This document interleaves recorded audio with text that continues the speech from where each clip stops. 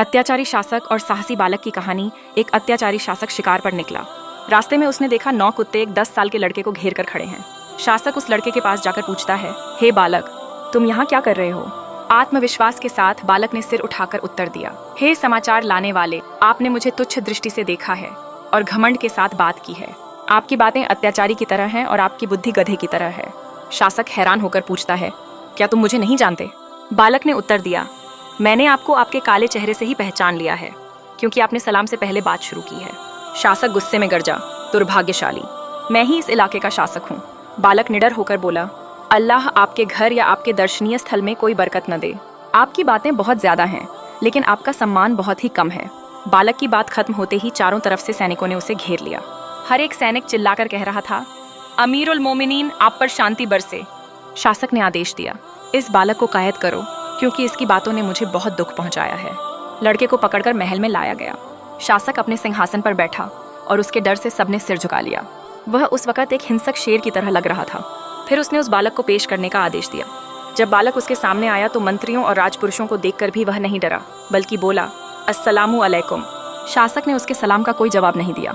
बालक ने सिर उठाकर चारों ओर देखा। उसने देखा कि महल की इमारत बहुत ऊंची है और सुंदर नक्काशी और मोज़ेक से सजी हुई है। तब उसने कहा, क्या तुम हर ऊंचे स्थान पर तमाशे के लिए एक निशानी नहीं बनाते? और क्या तुम ऐसे कारखाने नहीं बनाते जैसे तुम वहां हमेशा रहोगे? और जब तुम किसी पर आघात करते हो तो अत्याचारी की तरह आघात करते हो। शासक जो टिक कर बैठा था सीधा होकर बैठ गया। तब उपस्थित लोगों ने बालक से कहा, ए बदतमीज, तुमने अमीरुल मोमिनीन को योग्य सलाम क्यों नहीं दिया और उनके सामने अदब क्यों नहीं दिखाया? बालक ने कहा, ए गधों के जूं, रास्ते की थकान और सीढ़ियां चढ़ने की वजह से मैं ऐसा न कर सका। और सलाम तो अमीरुल मोमिनीन और उनके साथियों के लिए है, यानी न्यायप्रिय नेता और उनके साथियों के लिए। शासक ने कहा, हे बालक, तुम आज ऐसे दिन में आए हो जब तुम्हारी उम्र समाप्त होगी और तुम्हारी आशा टूट जाएगी। बालक बोला, ए शासक, अल्लाह की कसम, अगर मेरी उम्र बाकी है तो आपकी बातें मुझे जरा भी नुकसान नहीं पहुंचा सकती। कुछ रक्षकों ने कहा, ए दुष्ट, ए बदतमीज, तेरी अज्ञानता की कोई हद नहीं। देख, तू किससे बात कर रहा है? इराक और शाम के शासक से। उसे इज्जत और अदब से जवाब दे। बालक ने कहा, क्या तुमने अल्लाह का यह वचन नहीं सुना कि हर व्यक्ति अपनी ओर से तर्क करेगा?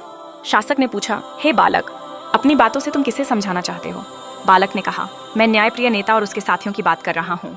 और आप, ए शासक, किसे सलाम देते हो? शासक ने कहा, राजा को, जो सत्ता में है। बालक ने कहा, उस दुष्ट राजा पर अल्लाह, फरिश्तों और तमाम इंसानों की लानत बरसे। शासक ने पूछा, हे बालक, तुम ऐसा क्यों कह रहे हो? बालक ने कहा, क्योंकि उसने एक भयंकर गलती की है, जिसकी वजह से बहुत लोग मर गए। कुछ लोग बोले, ए अमीरुल मोमिनीन, इसे मार डालिए, यह नाफरमान हो गया है, जमात से अलग हो गया है और सत्ता में बैठे राजा को गाली दी है। बालक ने कहा, ए शासक, अपने साथियों की इस्लाह करो, क्योंकि वे मूर्ख हैं। शासक ने अपने साथियों को चुप रहने का इशारा किया और फिर बालक से पूछा, क्या तुम मेरे भाई को जानते हो? बालक ने कहा, आपका भाई तो फिरौन है। जब मूसा और हारून अलैहिस्सलाम उसे उसके सिंहासन से हटाने के लिए उसके पास गए थे, तब उसने अपने साथियों से मशवरा किया था। शासक ने उसके सिर काटने का आदेश दिया। तभी एक ज्ञानी मंत्री ने कहा, ए अमीरुल मोमिनीन, अल्लाह आपकी हालत अच्छी करे, मुझे इसे दे दीजिए। शासक ने कहा, यह तुम्हारे लिए है, अल्लाह इसे तुम्हारे लिए बरकत न दे। बालक ने कहा, न देने वाले के लिए शुक्र है और न लेने वाले के लिए। मंत्री ने कहा, मैं तुम्हें मौत से बचाना चाहता हूँ और तुम मेरे साथ ऐसा व्यवहार कर रहे हो। फिर उसने शासक की ओर रुक कर कहा, ए अमीरुल मोमिनीन, आप जो चाहें करें। शासक ने बालक से पूछा, तुम किस देश के हो? बालक ने उत्तर दिया, मैं रोशनी के शहर का रहने वाला हूँ। शासक ने कहा, तुम तो बुरे लोगों के शहर के हो। बालक ने पूछा, क्यों आपने इसे बुरों का शहर कहा?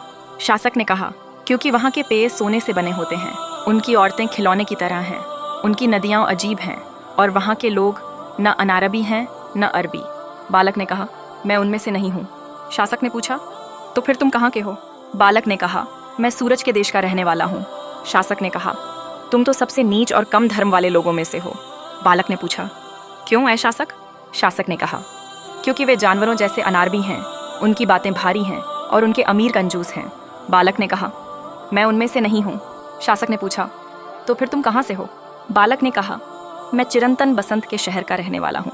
शासक ने कहा, तुम तो रेगिस्तान के और मोटे शरीर वाले लोगों में से हो। बालक ने कहा, मैं उनमें से नहीं हूँ। शासक ने पूछा, तो फिर तुम कहाँ से हो?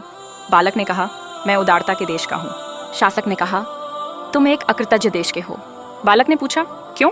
शासक ने कहा, क्योंकि उनके सुंदर स्वर हैं, उनके समझदार लोग बांसुरी बजाते हैं और उनके मूर्ख शराब पीते हैं। बालक ने कहा, मैं उनमें से नहीं हूँ। शासक ने पूछा, तो फिर तुम कहाँ से हो? बालक ने कहा, मैं शांति के शहर का हूँ। शासक ने कहा, तो तुम हीनता, अज्ञानता और कम अक्ल वाले लोगों में से हो। बालक ने पूछा, क्यों?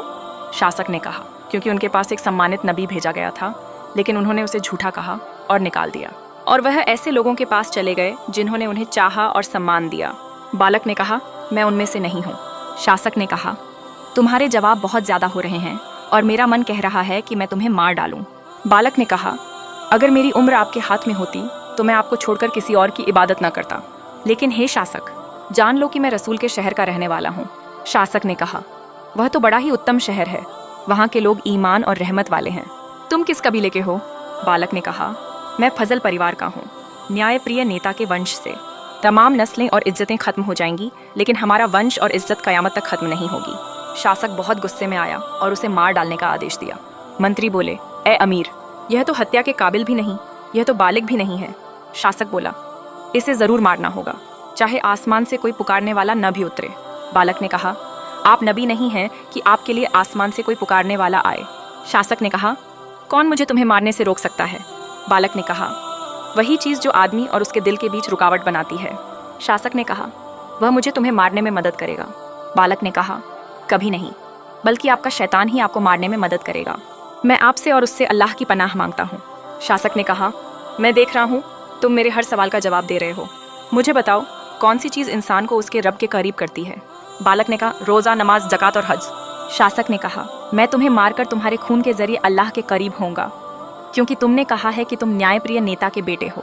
बालक निडर होकर बोला, मैं अल्लाह के रसूल का बेटा हूँ, और अगर मेरी उम्र आपके हाथ में होती तो आपका शैतान आपको आपकी आखिरत बर्बाद करने में मदद करता। शासक ने कहा, क्या तुम खुद को रसूल का बेटा कहते हो और मौत से डरते हो? बालक ने कहा, अल्लाह ने कहा है, और तुम अपने आप को विनाश की ओर मत ले जाओ। शासक ने पूछा, तुम किसके बेटे हो? बालक ने कहा, मैं अपने माँ बाप का बेटा हूँ। शासक ने पूछा, तुम कहाँ से आए हो? बालक ने कहा, जमीन की चौड़ाई से। शासक ने पूछा, मुझे बताओ, अरबों में सबसे सम्मानित कौन है? बालक ने कहा, जो दाता हैं। शासक ने पूछा, क्यों? बालक ने कहा, क्योंकि उनके बीच मशहूर दयालु लोग हैं। शासक ने पूछा, अरबों में सबसे प्रतिष्ठित कौन है? बालक ने कहा, जो दृढ़ प्रतिज्ञ हैं। शासक ने पूछा, क्यों? बालक ने कहा, क्योंकि उनके बीच चुने हुए लोग हैं। शासक ने पूछा, अरबों में सबसे साहसी कौन है? बालक ने कहा, जो बहादुर हैं, क्योंकि उनके बीच वीर पुरुष हैं। शासक ने पूछा, अरबों में सबसे निकृष्ट, कंजूस और सबसे कम अच्छे कौन हैं? बालक ने कहा, जो सीमा का उल्लंघन करते हैं, क्योंकि आप उन्हीं में से हैं। एक हदीस में है, साकिफ कबीले से एक नमरूद और एक झूठा पैदा होगा। यहाँ झूठे से मुराद है झूठा दावा करने वाला, और नमरूद आप हैं। शासक बहुत गुस्से में आया और उसे मार डालने का आदेश दिया। फिर भी मौजूद सब लोगों ने उसकी सिफारिश की। शासक ने सिफारिश कबूल की और उसका गुस्सा कुछ कम हुआ। शासक ने पूछा, श्रृंग वाले ऊँट कहाँ छोड़ आए हो? बालक ने कहा, उन्हें पत्थर के पत्ते चराने छोड़ आया हूँ। शासक ने चिल्लाकर कहा, ए कमअक्ल, ए बेअक्ल, पत्थर के पत्ते होते हैं क्या? बालक ने कहा, ऊँटों के श्रृंग होते हैं क्या? शासक ने पूछा, क्या तुमने कुरान हिफ्ज किया है? बालक ने कहा, कुरान मुझसे भाग गया था क्या कि मैं उसे हिफ्ज करता? शासक ने पूछा, क्या तुमने कुरान इकट्ठा किया है?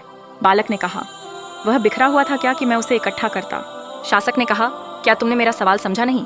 बालक ने कहा, आपको कहना चाहिए था, क्या तुमने कुरान पढ़ा और उसमें क्या है उसे समझा? शासक कुछ देर चुप रहा और हारा हुआ सा बालक को देखने लगा। फिर बोला, अल्लाह की कसम, अगर तुम बालिग होते तो तलवार तुम्हारी जबान का आखिरी शब्द होती। बालक हल्का मुस्कुराया और बोला, अगर तलवार अक्खल काट सकती तो आपके सिर में कोई नस बाकी न रहती जो कांपती। दरबार में हंसी गूंज उठी और शासक का गुस्सा और बढ़ गया, लेकिन उसने अपने आप को संभाला और बोला, इसे मेरी आंखों से दूर कर दो, मैं इसकी जबान का तालमेल नहीं कर पा रहा। बालक चलते चलते ऊंची आवाज में बोला, और जो लोग जुल्म करते हैं वे जल्द ही जान लेंगे कि उनका अंजाम कैसा होगा। वह चला गया और उसका नाम इतिहास में सत्य और सम्मान की जुबान के रूप में दर्ज हो गया। शासक अपने दिल में ही कह रहा था, अल्लाह की कसम, मैंने उसकी तरह कोई स्पष्टभाषी बालक नहीं देखा और कोई तलवार नहीं देखी जो उसकी बातों जैसी चोट कर सके। आज हमारी कहानी यहीं समाप्त होती है। चैनल को सब्सक्राइब करना और नई वीडियो के लिए नोटिफिकेशन बेल चालू करना मत भूलिए, और सबसे अहम, रसूल पर दुरूद व सलाम भेजना मत भूलिए।